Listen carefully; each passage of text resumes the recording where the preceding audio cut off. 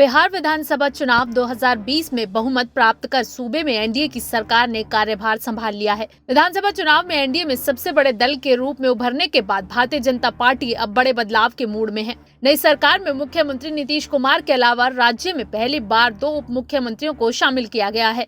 अब तक बीजेपी के सरकार में शामिल होने के बाद सुशील कुमार मोदी को नीतीश कुमार के सहयोगी के तौर पर उप मुख्यमंत्री बनाया जाता था, लेकिन इस बार सुशील कुमार मोदी को दरकिनार कर कटिहार से विधायक तारकिशोर प्रसाद और बेतिया की विधायक रेणु देवी को उप मुख्यमंत्री बनाया गया है। मालूम हो कि एनडीए को विधानसभा चुनाव में 125 सीटें मिली, जिनमें बीजेपी की 74, जेडीयू की 43, हम और वीआईपी की 4-4 सीटें शामिल हैं।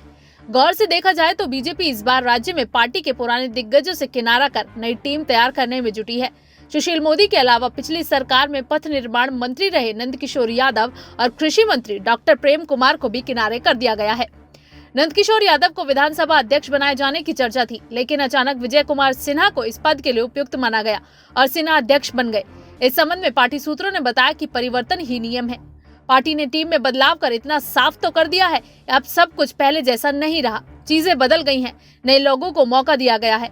पार्टी नेतृत्व जिसको दायित्व दे रहा है वो निभा रहा है, इसके दूसरे मायने नहीं निकाले जाने चाहिए।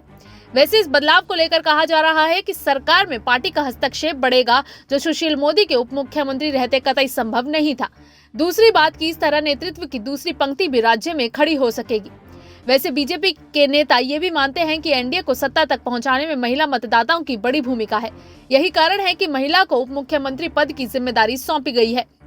बीजेपी के प्रवक्ता निखिल आनंद ने कहा, बीजेपी एक लोकतंत्र पार्टी है। नए चेहरों को जगह देकर बीजेपी ने स्पष्ट कर दिया है कि पार्टी का साधारण कार्यकर्ता भी अपने बूते शिखर पर पहुंच सकता है। ये किसी पॉकेट और परिवार की पार्टी नहीं है कि एक परिवार की इच्छा ही चलेगी। बीजेपी का नया अध्यक्ष कौन होगा ये कोई नहीं बता सकता। यहाँ मतदान केंद्र से लेकर बड़ा नेता भी अध्यक्ष और प्रधानमंत्री बन सकता है।